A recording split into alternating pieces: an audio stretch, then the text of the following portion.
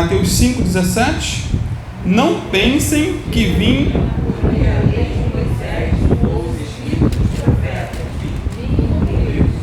cumpri-los. Quem disse isso? Todos sabem que foi Jesus, né? E aqui nós estamos pregando sobre o Sermão do Monte ao longo das semanas, já tem meses já, né? E o sonho é chegar até o capítulo 7, no finalzinho. Então tem muito assunto a ser tratado, queridos. Vamos falar sobre não matarás, não adulterarás. Vamos falar sobre divórcio, novo casamento, pedreira, um assunto polêmico. Tudo isso vai estar incluído no Sermão do Monte. Então, não falte, é uma oportunidade para aprender um pouquinho mais. E Deus colocou no meu coração, quando terminarmos o Sermão do Monte, né, eu vou pedir a Deus, a Dani, para eles vão mandar o material, imprimir e deixar na mão de vocês tudo que foi pregado, esboço palavra por palavra, para vocês relerem e até pregar em outro lugar. De repente Deus usa o meu esboço para você pregar em outro lugar, se Deus quiser, tá bom? Então, até aqui Jesus já havia discorrido sobre vários temas, vários pontos. Lembram? Sobre as bem-aventuranças, capítulo 1, versículo 1 até o 12, se eu não me engano. Bem-aventurados os pobres, os que choram, os mansos, os pacificadores, e fome e sede de justiça, os limpos de coração, os perseguidos. Tudo isso Jesus falou. Afirmou que seus discípulos, eles eram o sal da terra e que eles eram a luz do mundo, né? Tudo isso já vimos em mensagens passadas. E agora ele diz que a sua missão neste mundo não era abolir a lei e os profetas, mas cumpri-los. Disse também que, no versículo 18, enquanto o céu e a terra existissem, nem a menor letra ou o menor traço da lei desapareceria até que todas as coisas se cumprissem. Interessante é que, enquanto ele pregava, multidões de ouvintes ficavam ali de boca aberta, e ficavam não só de boca aberta, mas ficavam pensativas sobre o significado das suas palavras. O que Jesus queria dizer com tudo isso? Isso porque, queridos, o ser humano ele é um ser pensante, e graças a Deus por isso. Acho que todos aqui pensam, né? Todos pensam. E Jesus percebeu que muitos de seus ouvintes deviam estar raciocinando o seguinte: eu acho que esse Jesus veio para acabar com a lei de Moisés. Ele deve ser um revolucionário. Ele veio para abolir os mandamentos do Antigo Testamento. Eu acho que Jesus veio jogar uma pá de cal, em tudo aquilo que estava escrito de Malaquias para trás. Ou seja, muitos pensamentos deviam estar fervilhando na mente dos ouvintes, daqueles que ouviam Jesus enquanto ele estava pregando. E é por isso que ele disse: não pensem, vocês estão pensando errado, não pensem que eu vim para destruir a lei e os profetas. Essa não foi a minha missão. E é normal, queridos, pensarmos enquanto ouvimos uma palavra. Você deve estar pensando naquilo que eu estou pregando, está raciocinando. Espero que você não esteja pensando no boleto que tem que pagar amanhã. Nem no almoço, daqui a pouco. Fique pensando aqui, naquilo que eu estou ensinando. É normal pensarmos enquanto ouvimos uma mensagem, queridos. E eu constantemente faço isso. Constantemente, quando eu ouço qualquer pregação, faço pelo menos 3 coisas. Primeiro, tento acompanhar o raciocínio de quem prega. O raciocínio, Tento viajar com ele. E isso o povo está fazendo com Jesus ali. Está ouvindo ele e está tentando acompanhar o raciocínio de Jesus. Segundo, comparo se o que ele está dizendo está relacionado com o texto que ele acabou de ler. Tem alguma coisa a ver? Tem pé e tem cabeça o que ele está dizendo? Isso porque tem pregador que lê uma coisa e prega outra. Não sei se já passou por essa experiência terrível do cidadão subir no púlpito, ler um texto e não falar daquilo que leu. Lê um texto somente a pretexto e nunca mais volta para o texto. Às vezes o sujeito viaja na maionese, e eu viajo junto. Não sei se aconteceu com você, já são 30 anos de caminhada, milhares e milhares de mensagens que eu já ouvi, e muitas mensagens me confundiram mais do que me edificaram. Terceira coisa que eu faço, eu analiso o assunto pregado de acordo com aquilo que eu conheço da palavra de Deus e sigo o conselho do apóstolo Paulo. Qual é o conselho? Examinai tudo, retenha o que é bom. Temos que ser crentes bereanos. Se você não sabe o que é um crente bereano, é crentes que ouviam Paulo pregar e examinavam com a Bíblia se o que ele estava pregando era a verdade. Quer uma dica? Atos 17 vai falar sobre os crentes bereanos. Está por ali, entre o capítulo, versículo 1 até o final, entre o 17 e o 18. E então temos que passar tudo, queridos, que ouvimos pelo crivo da palavra de Deus, seja mensagens pregadas no YouTube, seja mensagens pregadas aqui na igreja, seja mensagens que você ouve em outros lugares, que você visita, outras igrejas. Passe tudo pela palavra, tudo precisa ser examinado, tudo tem que ser passado pelo filtro da palavra de Deus. Porém, você só fará um exame correto daquilo que você ouve quando você conhece a palavra, quando você medita nas escrituras dia e noite. E se você não tem feito ainda, a leitura diária, nós temos ali atrás um manual de leitura bíblica, e no grupo da igreja todos os dias o Deison tem colocado lá. Faça a sequência, queridos, não leva 10 minutos, eu acho. Já fez, botou no cronômetro quanto tempo leva? Em média 15 minutos no máximo, para um dia de 24 horas, para você ler 2 vezes o Novo Testamento e 1 vez o Antigo Testamento durante o ano todo, para que você, mais do que conhecimento, e é o principal, e até tenha um estímulo, que é no início de janeiro ganhar um diploma de conclusão da leitura bíblica. Isso é bênção, alguns irmãos aqui ganharam, eu não ganhei porque eu não consegui, mas esse ano eu vou conseguir, tá? Por conta de outras coisas que eu tenho que fazer, queridos. É mensagem em cima de mensagem e dá trabalho. Então, só vamos conseguir fazer um exame correto daquilo que ouvimos quando conhecemos a palavra. Portanto, é normal pensar enquanto ouvimos uma mensagem. É claro que nem todos pensam enquanto ouvem.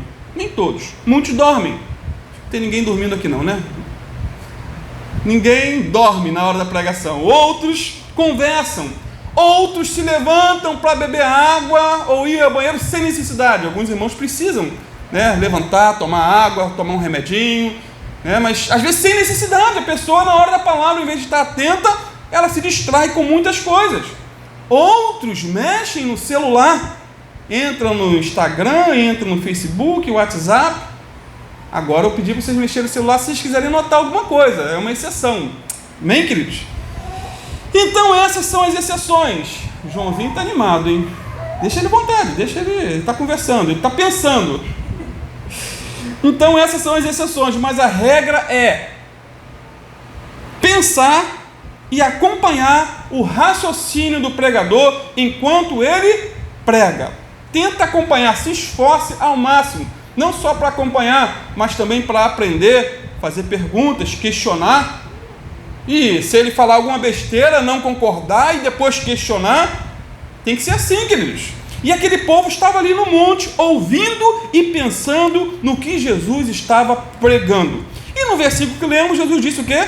Não pensem que eu vim abolir, ou destruir, ou acabar com a lei ou os profetas.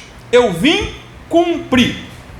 Sendo assim, Jesus fez 2 afirmações contundentes aqui nesse versículo, e talvez eu fique só com a primeira pergunta hoje, e deixe a segunda para responder semana que vem. Em primeiro lugar, ele afirmou que não veio para acabar com a lei do Antigo Testamento. Irmãos, o termo aqui, leis e profetas, era usado pelos judeus para abranger toda a totalidade do Antigo Testamento. E Jesus disse o quê? Que não veio para acabar com o Antigo Testamento.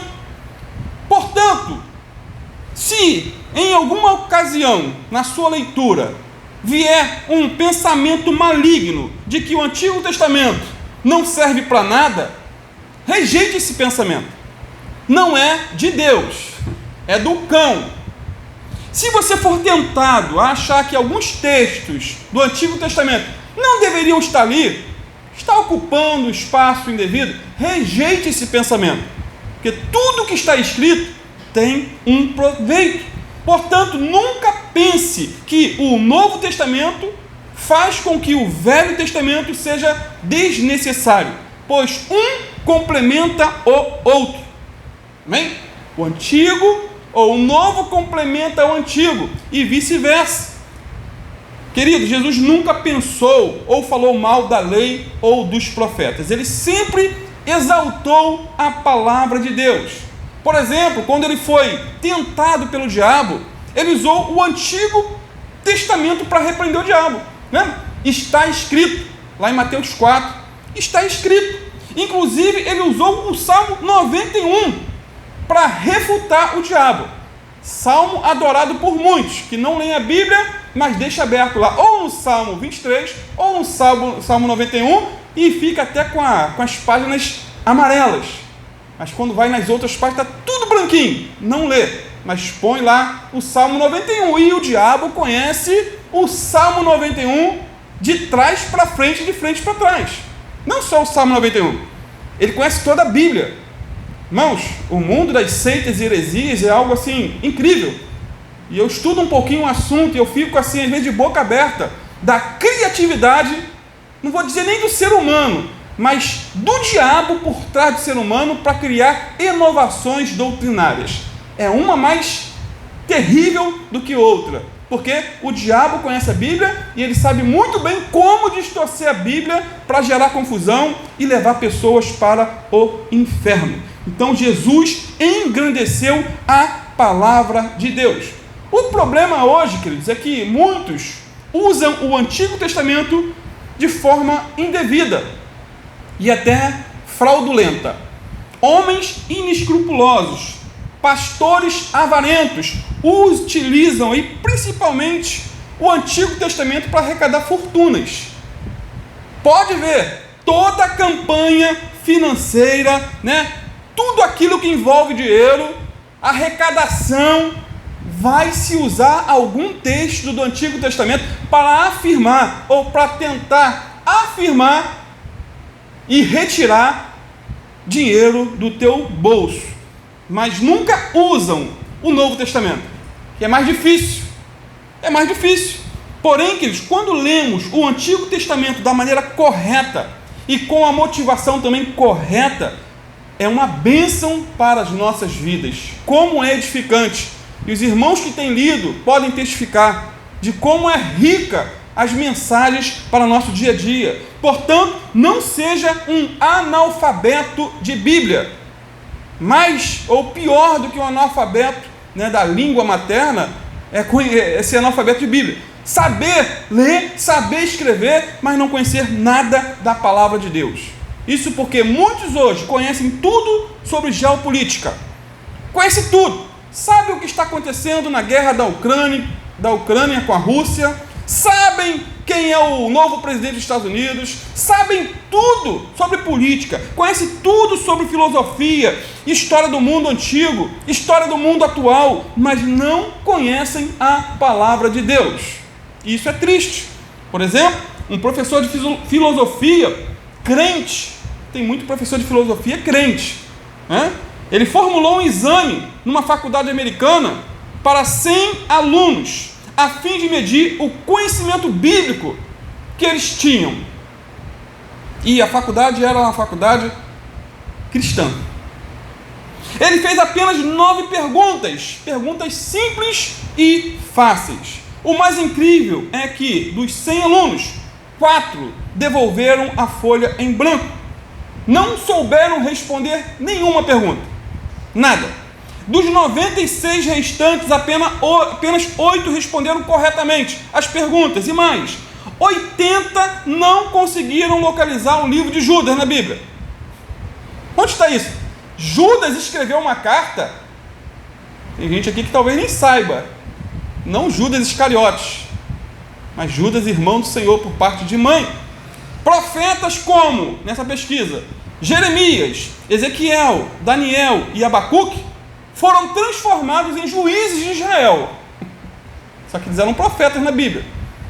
Se eu perguntasse para você quem eles foram, você saberia dizer que eles eram profetas e não juízes? Reis como Davi, Salomão, Josias foram citados como apóstolos de Jesus. Eles viveram no Antigo Testamento, milhares de anos antes, e foram confundidos como apóstolos de Jesus. Mateus, Marcos, Lucas e João foram transformados em profetas do Antigo Testamento. Loucura, loucura. Enquanto Herodes, Tibério César e Nabucodonosor se tornaram reis de Israel.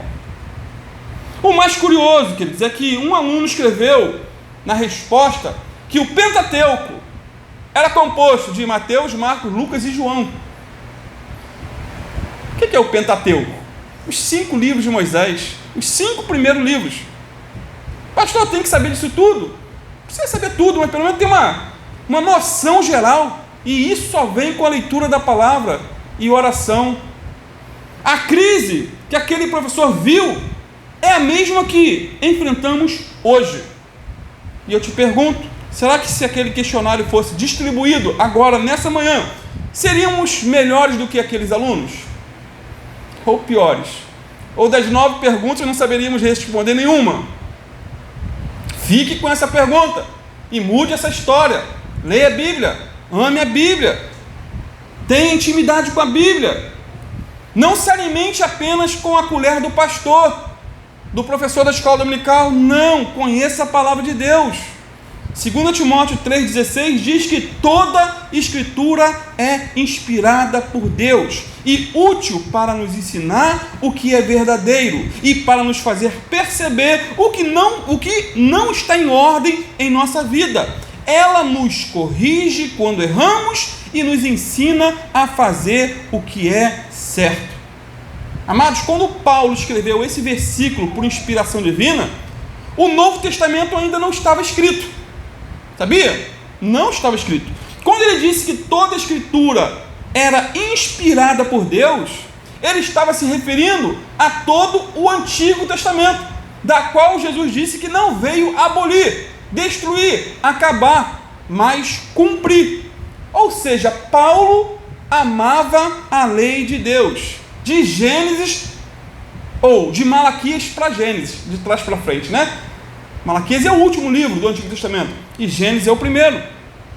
E precisamos também amar a lei de Deus, de maneira completa, tanto o Antigo quanto o Novo Testamento.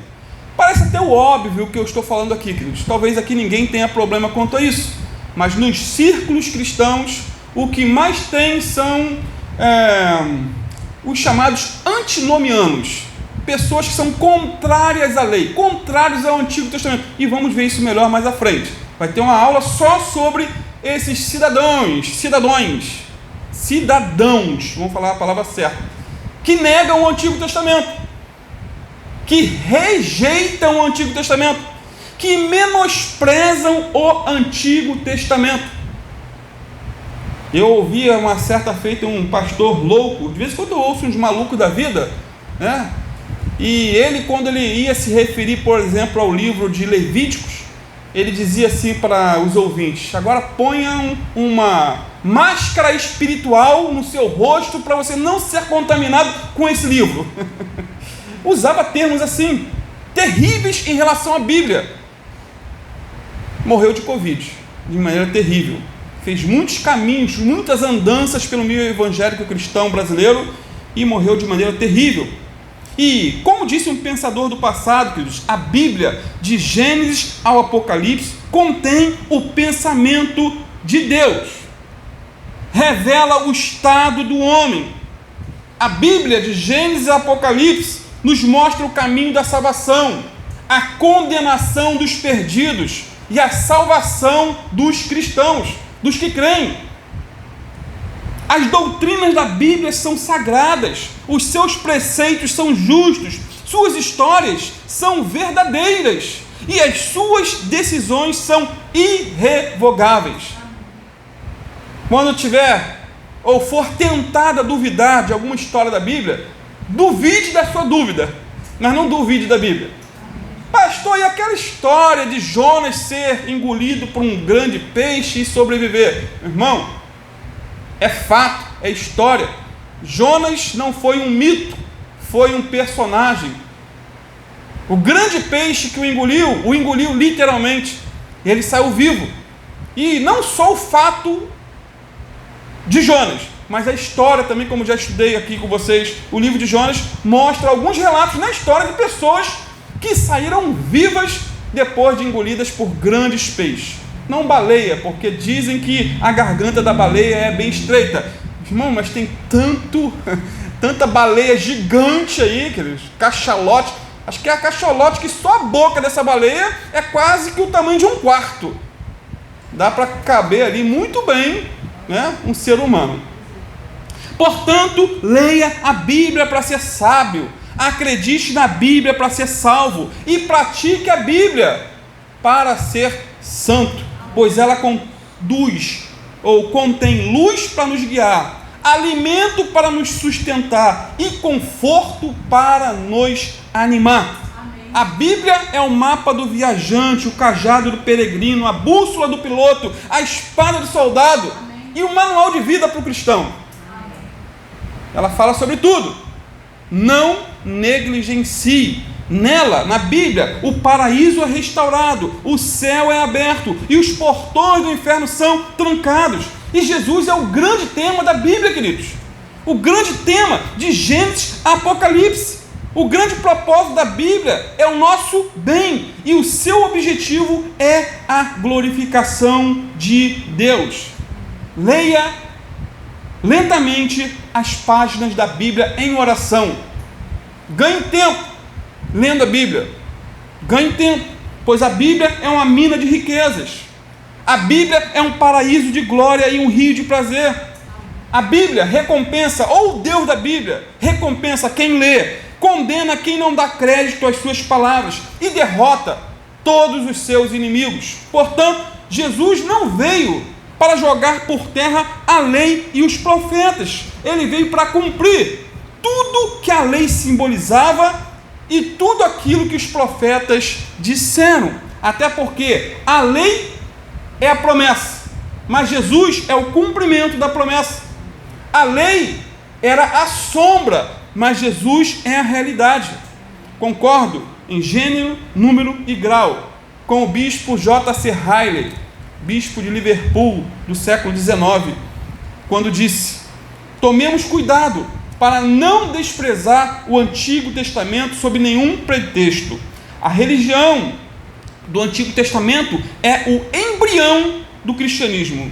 O Antigo Testamento é o Evangelho em botão.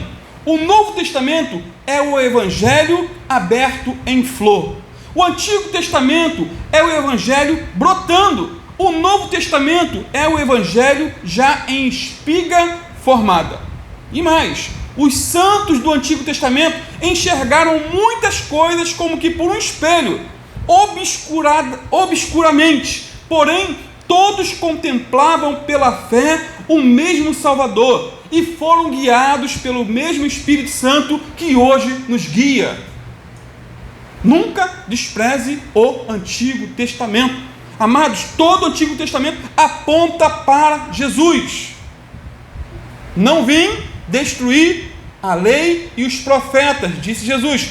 Todo Antigo Testamento aponta para Jesus. Jesus é o centro de cada livro, não só do Antigo Testamento, mas também do Novo Testamento. Por exemplo, em Gênesis, Jesus é a semente da mulher, Gênesis 3,15. Em Êxodo, Jesus é a nossa Páscoa, Gênesis 12. Em Levítico, Jesus é o sacrifício pelos pecados do ser humano. Não lembro qual o versículo, são muitos. Em Números, Jesus é a nossa rocha. Em Deuteronômio, ele é o grande. Em Josué, ele é o grande general. Em Deuteronômio, ele é o grande profeta prometido. Em Juízes, Jesus é o grande e único juiz verdadeiro. No livro de Ruth, Jesus é o nosso parente mais próximo. Nos livros de Samuel, Reis e Crônicas, Jesus é o nosso grande rei por excelência. Em Esdras, Jesus é o escriba instruído na palavra. Em Neemias, Jesus é o reconstrutor dos muros, aquele que restaura a nossa vida. No livro de Esther, Jesus é simbolizado por Mordecai, o grande advogado, o grande intercessor, que por meio dele, por intermédio de Mordecai, o povo foi poupado da destruição. Em Jó, Jesus é a segurança da nossa vitória em momentos de provações e tribulações. Nos Salmos, Jesus é tudo em todos os aspectos de nossa vida. No livro de Provérbios, Jesus é a nossa sabedoria. Provérbios 8, né? Em Eclesiastes, Jesus é o mais importante em nossa vida, porque o resto, tudo é vaidade. Vaidade das vaidades, tudo é vaidade. No Cântico dos Cânticos, Jesus é a rosa de Saron, o lírio dos vales, o esposo da igreja e o escolhido entre 10 milhares. De Isaías a Malaquias, Jesus é o Messias prometido de Israel. Nos profetas, Jesus é aquele que vem salvar nossa alma do pecado e do julgamento. Ele é aquele que cumpre todas as profecias através do seu nascimento, através da sua vida, morte e ressurreição. E mais, Jesus abre as portas do Novo Testamento, e lá em Mateus, ele é o grande rei. Grande rei, essa é a temática do Evangelho de Mateus. Em Marcos, ele é o grande servo. Grande servo, já começa servindo, trabalhando. Em Lucas, ele é o Filho do Homem. Em João, ele é o eterno Filho de Deus. No livro de Atos dos Apóstolos, Jesus é aquele que derrama a unção do Espírito Santo sobre a sua igreja, capacitando com poder para realizar a sua obra. Nas epístolas de Paulo, lá de Romanos a Filemão, Jesus é aquele que mantém tudo sob seus pés, pois ele é o cabeça da igreja. Nas epístolas gerais de Hebreus, Tiago, Pedro, João e Judas, Jesus é a regra absoluta da nossa fé, santidade e conduta da igreja. E por fim, no Apocalipse, fechando aí as escrituras, Jesus é o alfa e o ômega, o princípio e o fim, o primeiro e o último, o Rei dos reis, Senhor dos senhores, o fiel e verdadeiro. Jesus é aquele que é, que era e que há de vir, o Todo-Poderoso, o Todo-Poderoso. Amém, amém e amém. Então, queridos, quando lemos todo o Antigo Testamento, é inevitável encontrarmos, hora ou outra, alguma coisa que tipifica o Senhor Jesus. Isso é inevitável, pois o Messias que o povo do Antigo Testamento esperava é o mesmo que hoje nós cremos. O sol da justiça que eles aguardavam é o mesmo que brilhou, iluminou o nosso coração hoje. O libertador que eles esperavam com tanta expectativa é o mesmo que quebrou nossas cadeias e nos libertou.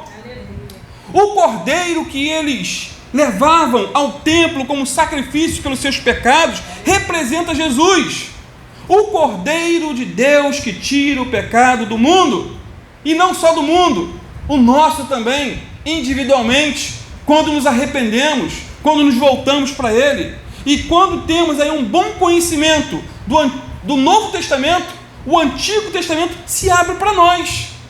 Se abre para nós. É por isso que incentivamos os irmãos a lerem 2 vezes por ano o Novo Testamento, para terem um melhor entendimento do Antigo Testamento, pois o Novo Testamento explica o Antigo Testamento. O Dr. William Ellis, um teólogo do passado, ele fez um belo poema descrevendo a Bíblia da seguinte maneira, é lindo isso aqui.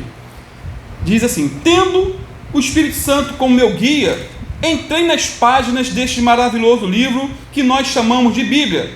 Entrei pela porta do Gênesis e pela galeria de arte do Velho Testamento.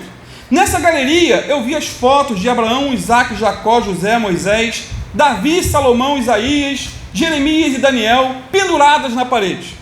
Entrei na sala de música dos Salmos e o Espírito de Deus colocou seus dedos no teclado da minha natureza. Estando ali, parecia que cada corda musical subiu ao trono de Deus, respondendo à harpa de Davi e ao encanto da poesia do rei Salomão.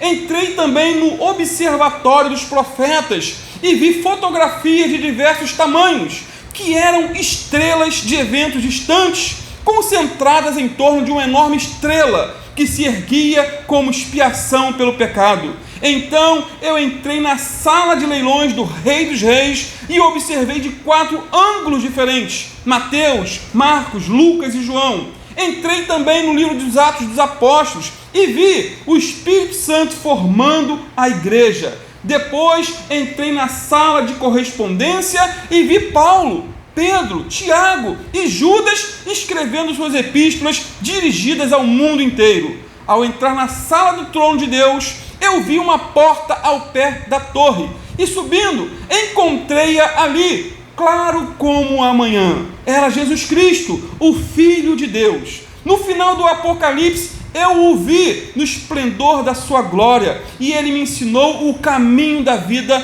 e me mostrou este livro, a Bíblia, que me ensinaria a viver e a morrer por ele. Que grande inspiração é ouvir tais palavras a respeito da Bíblia. Sim, a Bíblia é uma fonte de inspiração para todos. A Bíblia é uma fonte de tesouro para mim e também uma fonte de tesouro para você. Não despreze a Bíblia.